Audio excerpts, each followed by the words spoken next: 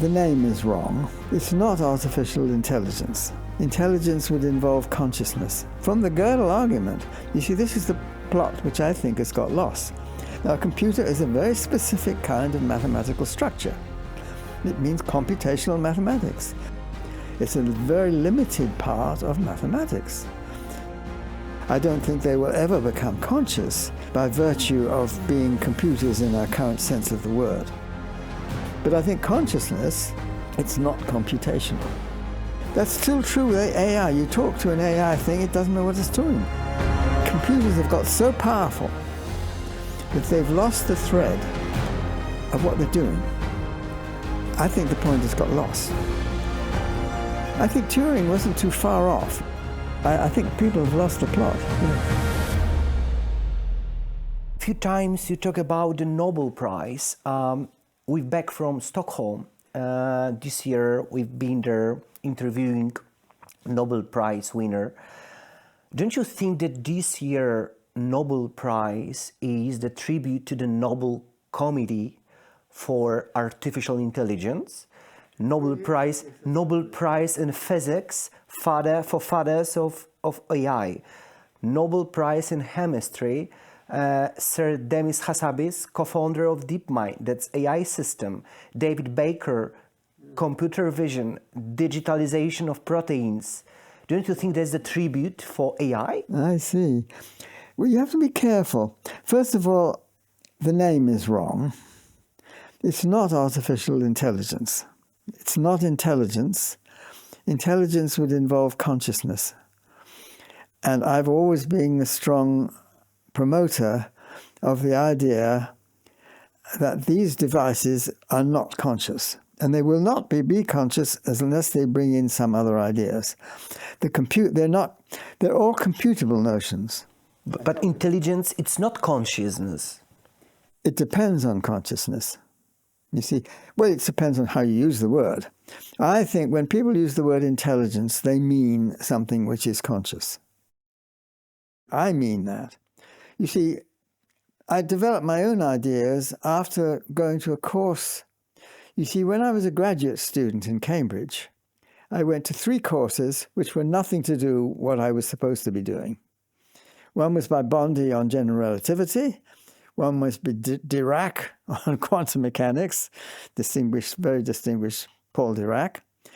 And the third subject was on mathematical logic. And I learned about Turing machines and the notion of computability. And I knew what computability meant. And I learned about Gödel's theorem. And Gödel's theorem I found stunning because it told you that there are things that the understanding transcends the use. Let me put that more clearly. What Gödel does, it's very clever, what he does is to produce a statement. Now suppose you're trying to develop your mathematical methods of proof. What do you mean by proving a theorem in mathematics? How do you know it's really true? Well, you prove it. What does proof mean? Well, you see, does it mean, okay, you've got a set of rules, and if you follow these rules, that makes it a proof. Mm-hmm. Now, how do you know these rules only give you truths? Well, you've looked at them carefully and you say, but maybe AI creates its own rules. No, you see. You have to be careful about this. This is the point. But I learned from Steen. This was a man called Steen, who was a logician. And I learned from him this important thing about Gödel's theorem. Now, Gödel's theorem is extremely clever. You make a statement which asserts that it cannot be proved by these rules. It's just, the clever thing is to make it do it. It says, you give your rules, which you regard as the rules of proof, and you could put them on a computer. So that means they're computational rules.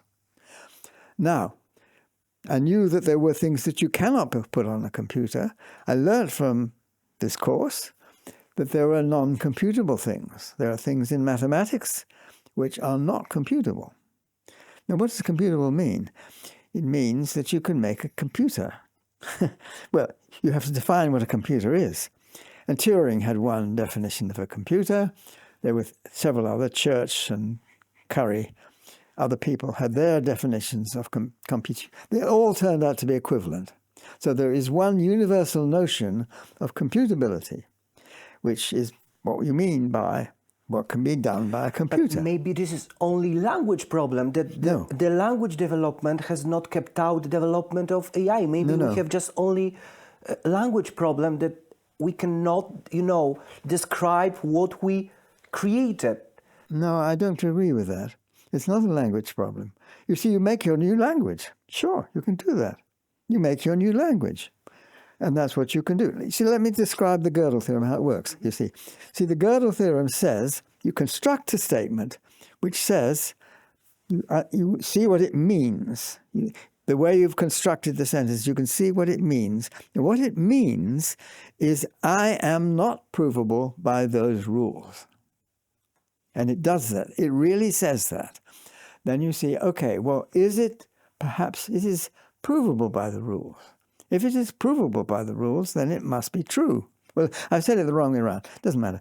The other way, suppose it's false. Then that means it's provable by the rules. And if it's provable by the rules, you've understood the rules, you said, you looked at them all and said, yes, that's okay, that's okay, that. Sure, if you follow those rules, it is true.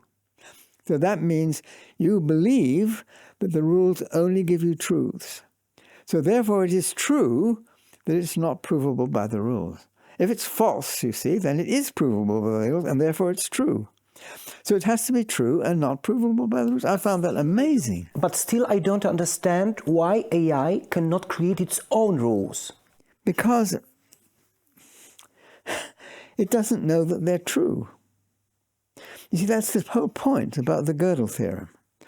The whole point, as far as I'm concerned, about the Gödel theorem is, how do you transcend the rules? And that's what you do, by understanding them. You understand them, why they're true. It's not that you use the rules, but you understand why use of the rules only gives you truths. And that's how you can prove things which go beyond the rules, by knowing why they're true.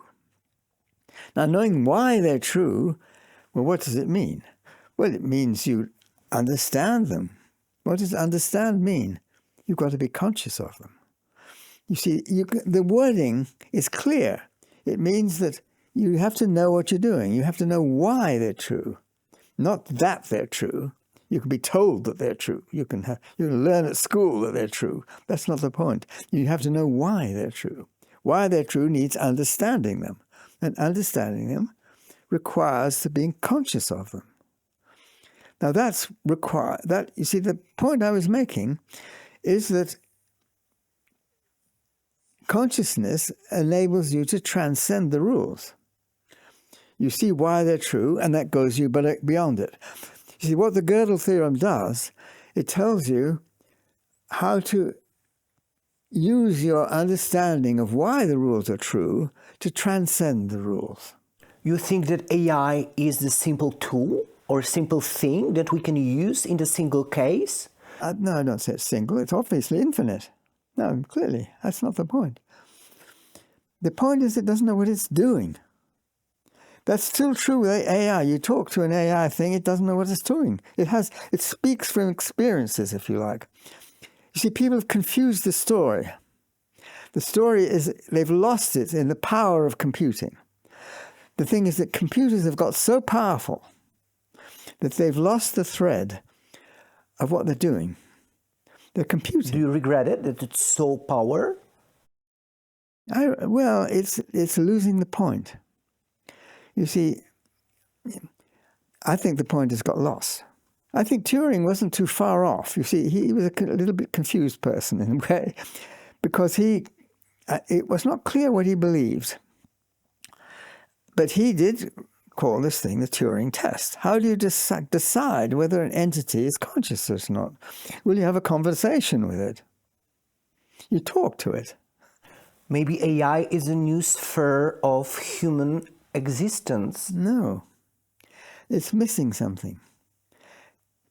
I think, that's the trouble. You see, obviously it has a role to play. I'm not going to say that. Clearly it has a role to play. It has a role, but you mustn't be confused. The fact that it has a role to play, it's to do with the power of computation. Sure, computers have got so powerful now that they can do things way beyond what humans do in computing, sure. And you can take a massive data and you can analyze that data and you can see what the data says and does this thing in accordance with previous things in the data or is it not? And AI, that's all it does. It doesn't understand what it's doing. And understanding is different from computing. Because inside a black box there is just only statistic. There's the simple statistic machine. Well, if it's a machine, it's not conscious. No, I think people have lost the plot, yes. No, that's true. You see, I wrote my book, The Emperor's New Mind. But what does it mean that people lost the plot? Yeah, I think they've lost the plot. Because the whole point of my train of thought was, we've got to find something in physics. You see, I believe, I'm a physicalist, in that I believe whatever is going on in our heads, whatever creates consciousness, is part of the physical world.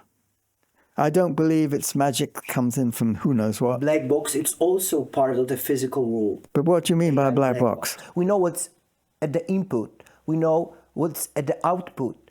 But we have no idea what's deep inside. Yes, that's the black box. Yes, but that doesn't help because you don't know what's inside. What kind of physics is inside that box? Maybe new physics. Yes, but new physics of a particular kind. What I'm claiming from the Gödel argument, you see, this is the plot which I think has got lost. What I claim is saying that the physics that is involved in conscious thinking has to be non-computable physics. Now, the physics we know, there's a little bit of a glitch here because it's not completely clear. But as far as we can see, the physics we know is computable. You see, what about general relativity, where we have wonderful machines which compute what black holes do when they spiral around each other and produce gravitational wave signals? And you can say, yeah, that is a black hole collision because this has this very clear feature, and yeah, you can do all that. That is fine, but that's not what I'm talking about. What I'm talking about is the physics has to be a physics which is, in principle, non-computable. So AI can blast this, go ahead as much as it likes. It's not going to be able to get this. You talk about a black box, but you don't know what's in that box. Is it a computer? Is it a computer of the kind we understand now? Is it something which involves a physics which involves a non-computable process? Not so far. I'm not saying that won't happen. I dread it because I don't want it to happen. I can't help it because I suspect it will happen someday. But it's not AI as we now know it. AI, as we now know it, is computer-driven. And that means it's not going Superhumans, AI will never exist? Well, the trouble is that AI is a bad term. It means artificial intelligence. Now, intelligence, in my view, is conscious. That's what intelligence is about. Okay, so how I can call it? Artificial cleverness. How about that? AC. You can see the difference to some extent when you do mathematical. You have mathematics students. Some of them understand what they're doing. Some are just clever. They can repeat what they've learned. They know how to do it very cleverly. They can calculate very well, but they don't necessarily understand what they're doing. The physics we don't know involves non-computability. So that's my claim. So I made this claim in The Emperor's New Mind, and I've made it a little bit more forcefully in Shadows of the Mind. I mean that maybe it's not the consciousness. Maybe it's something absolutely new. Maybe that's not awareness. But there may be completely unknowns which we have no concept of at the moment. That could be true. I'm talking about things. You see, if you're talking about AI, that means, unfortunately, it's a bad term because it says artificial intelligence. Whereas to me, when people use that term, they mean things that can be done by computers. That's what they mean. They have computers, and their computers are very powerful. And then what they mean by AI is using computers. It may not be using in a straight logical way. Usually, I haven't studied these things, so I'm probably out of date. But as far as I can see, what it is you look at masses of data, and then you sort of look for patterns, or you try to analyze it in that kind of way. But it's all computational. You're using computers. By its very nature, it's computational. The word means computational, means by a computer. Now, a computer is a very specific kind of mathematical structure. It means computational mathematics.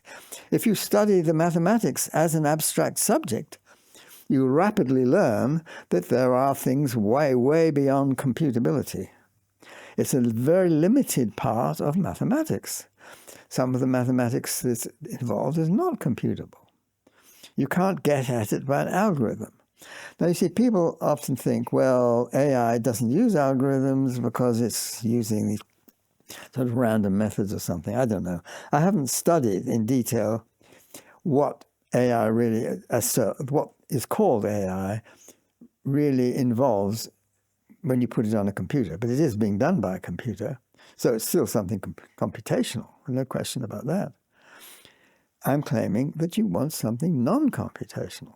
Now, you see, people tend not to believe this because they just think of computers and they don't know there are non-computable things. If you study the mathematics, the mathematical logic, you see that there are non-computable structures. The logic, the physics of the world could easily be non-computable. And my view is that, yes, it is non-computable. And that somehow nature has been clever enough to produce beings which can tap into the non-computable aspect of the physics. And they managed to do this using natural selection. I have no idea how far down the animal kingdom goes. Humans are certainly conscious. I believe anybody who owns a dog is absolutely convinced that dogs are conscious. I believe it. Cats, probably. Elephants, certainly. Way down, way, way down, probably. Octopuses, I'm sure. I don't know. Is a bacterium conscious? I have no idea. Is a frog conscious? Probably, yes. Is an amoeba conscious? I have no idea. I'm just speculating. I've no real reason for believing these things. But I think consciousness is something different. It's not computational. And the thing is that it's just people are so hypnotized, I shouldn't use a rude word like that really, by the fact that computers have got so powerful that, yeah, there's the answer. The computers are so powerful, we found the answer. It's just computers. I'm saying, no, it's not. The answer is something much more deeper than that. It's not more complicated than that, it's deeper than that. It involves a kind of physics which we don't probably know yet. It's deeper because it's based on the quantum world? It's beyond the quantum world. You see, the quantum world is still computable. What's not computable, as far as we know, there's a basic unknown in quantum world. The quantum theory is fundamentally incomplete. I call it even wrong in a certain sense, because it believes that quantum superpositions persist at all levels. Maybe when we ever create the universal quantum computer, we can create a synthetic consciousness. Maybe. Yeah. No, I've nothing against it apart from the fact I don't like it. No, I have nothing theoretically against that. Do you agree with that year Nobel Prize committee when you look at the Nobel in physics for fathers of AI? I haven't looked at the details of it. I don't know what they say. For fundamental work under synthetic neutral networks for Geoffrey Hinton. Is it physics? I'd be rather doubtful whether it's really physics. I'm not sure. You see, the Nobel Prize has You might question some of their decisions sometimes. I would question a few of them. Maybe I would question this one. I'm not sure. You see, I haven't looked at it carefully. It depends exactly what they say. You see, it's a technological advance, I would say. It's probably making use of... I mean, is it a theoretical advance, or is it... I don't think so, is it? But I mean, the Nobel Committee normally doesn't give the prize for purely theoretical. I mean, it doesn't. It doesn't, yeah. You have to have a physical application of it. Yes. Now here, I'm not quite sure. I'd have to see what the wording is in the Nobel Prize to say whether I'm happy with it or not. I don't know. My question to you is about this self-driving car. They are processing the hundreds of data. Maybe there is the consciousness. There is one of the way of AI development that we are using something like a digital census, collecting the numbers of data about the reality around. I don't think they're conscious in any sense, but they could drive better than humans. That's possible. I don't know what the comparison is now. They certainly make stupid accidents from time, but so do humans. So it may be that they become more reliable than humans, and that may not be too far off, for all I know. I have no complaint about that. I don't think that's any indication that they have consciousness. After all, we have devices which already turn off the lights at certain times, and maybe they know better when it's getting dark and so on, or how to economize on the use of electricity and things like that. How do you look at the AI development, and what's your prediction about the future of AI? See, I don't really know what AI does these days, you see. So you're asking me a question outside my area of expertise. I would say an area of expertise has to do with whether these devices actually do what we do. I don't think they do, because they're not conscious. I don't think they will ever become conscious by virtue of being computers in our current sense of the word. I don't know if that's an answer to your question. It doesn't mean that they won't be better than us. The biggest risk of AI development is? I think there is a risk involved here. Part of the risk is people thinking that they're actually... that there is a conscious. They're conscious, yes. There might be an even more of a risk if they were conscious. You see, maybe one could understand what's involved in consciousness and develop some kind of device. I'm not calling it a computer, because in my view, it would not be a computer. It would be something else, some device which is conscious. And since I believe consciousness is a physical process, I don't think we understand it. I think it involves the collapse of the wave function. That's partly a negative conclusion from, I don't see it anywhere else. But the collapse of the wave function is very mysterious and involves certain retrocausal things, which are a little bit puzzling. I think the way that time works is not so clear when you're talking about, but there are certain things which are in contradiction, you almost say, with ordinary causality. It's not so much that they are, it's that you have to have different concepts of what you mean by reality. And there are two concepts which I've tried to separate from each other. One is classical reality, and the other is quantum reality. Now, classical reality is the sort of thing we normally talk about. We can touch, we understand, using our senses. Yes, yeah. but the main difference I'm saying is you can ask the system, say, if I take this glass, and I can ask the glass, I can say, hello, glass, what shape are you? And don't do it that way, but I say, okay, what shape is the glass? And I say, oh, it's got a round top, it's more or less cylindrical. And that's the classical world. It's classical reality. Yeah. Now, quantum reality is more like, well, Einstein had a nice criterion, but he didn't call it quantum reality. I'm calling it quantum reality. This was, how do you know that the wave function is real? Is the wave function of a particle real or not? And a good example of this is the spin of a spin-half particle.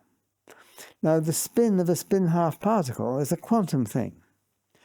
Now, can you ask the system, hello system, which way are you spinning? It looks at you blankly and says, I don't answer questions like that. Ask me a different kind of question, please. The right thing to do is you say, okay, particle, is your spin in that particular direction? You see, the spin has an axis. Mm-hmm. The way that spin works, for a spin-half particle, it has a particular axis. That's how you describe the quantum state of a spin-half particle. It has one particular direction, and it spins about that direction. Now, can you ascertain that direction? No, you can't. It's quantum reality. You cannot ascertain quantum reality. You can only confirm it. So I like to use those two words, ascertain. I can ascertain the shape of this glass. That's classical reality. I can only confirm quantum reality. I can, if I think I know which direction it's spinning. I said, yeah, I've got my calculation done. I said, you've done this, blah, blah, blah. Yes, it's probably by now spinning that way. I say, hello, state. I think you're spinning that way. Have I got it right? And if I have got it right, it says yes with certainty. So that was Einstein's criterion. So if you can confirm with certainty that then it gives you an element of reality. He called it an element of reality. I'm calling it an element of quantum reality. Classical reality is the other kind. You can ascertain classical reality. You can only confirm quantum reality. And you need those two ideas, and you need to separate them. And quantum reality behaves very peculiarly. It actually behaves retrocausally, what you might think. There are these experiments with, I think you talk about the Nobel Prize, the one before that one, to Zeilinger and people about these, I think, EPR-type experiments. I can't quite remember what they got it for, but it's something like that. You have these effects which seem to affect the instantaneous.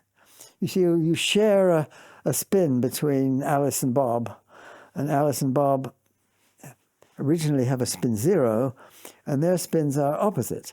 So if Alice's spin is this way, Bob's is this way. Now suppose Alice measures her spin and she finds it to be that way.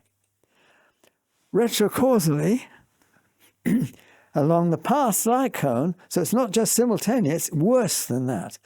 It's into the past, but not faster than the light could go from this one to this one. It's a strange way around. But retrocausally, it becomes the opposite of Alice's measurement. Bob can't ascertain it, so she can't send a signal faster than light because he can only confirm it. He doesn't know which way it is.